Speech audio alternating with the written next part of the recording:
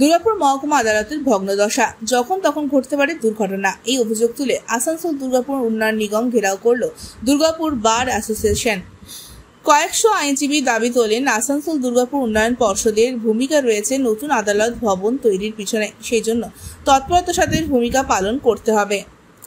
দুর্গাপুর মহকুমা আদালতের এক আইনজীবী সৌমেন মিত্র বলেন, আমাদের চরম আতঙ্কের মধ্যে আদালতে যেতে হয়, সাধারণ মানুষকেও ভয়ের মধ্যে আসতে হয়। নতুন আদালত ভবন তৈরির পিছনে গুরুত্বপূর্ণ ভূমিকা রয়েছে আসানসোল দুর্গাপুর উন্নয়ন নিগমের, সেজন্য আরও তৎপর হতে হবে আসানসোল দুর্গাপুর উন্নয়ন নিগমকে।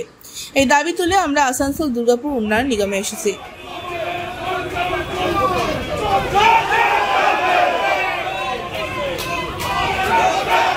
পুরনো যে কোর্ট বিল্ডিং আছে, যেটা এডিডি এর বিল্ডিং, সেই জায়গাটা আজকে আমরা যেদিকটায় বসি, অর্থাৎ থার্ড কোর্ট এবং ন্যাশনাল ইন্স্যুরেন্স কোম্পানির মাঝের যে একটা স্পেস আছে, সেই স্পেসটা ব্যান্ড হয়ে গেছে এবং যত এসডিও অফিসের পুরনো পেচ্ছাপ এবং নোংরা জল গোটাটাই ভরে গেছে।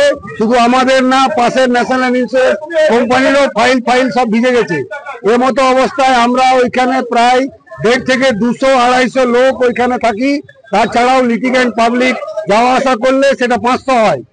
এমতো অবস্থায় এই একটা বিপজ্জনক পরিস্থিতির মধ্যে আমরা আছি এবং আমাদের জীবন সংশয় আছে। যদি ওইখানে আর বেশি দিন আমরা থাকি, তাহলে হয়তো দেখা যাবে যে হুড়মুড় করে কোর্ট বিল্ডিংটা ভেঙে একটা অংশ আমাদের ঘাড়ের উপরে পড়ে গেল এবং সেখানে অনেক জীবনহানি হতে পারে, অনেক লোকের ক্ষতি হতে পারে। এখনো পর্যন্ত হয়নি, জানি না, ওটা অনারেবল কোর্ট দেখছেন, সেটা অনারেবল কোর্টের ব্যাপার। কিন্তু আমরা চাইছি যে অবিলম্বে এই পুরনো কোর্ট বিল্ডিংটাকে শিফট করে নতুন জায়গায় নিয়ে যাওয়ার ব্যবস্থা করা হোক। Bureau report, ANM news. আরও খবরের আপডেট পেতে সাবস্ক্রাইব করুন আমাদের ইউটিউব চ্যানেলটি আর বেল আইকনে ক্লিক করুন নোটিফিকেশনস পেতে।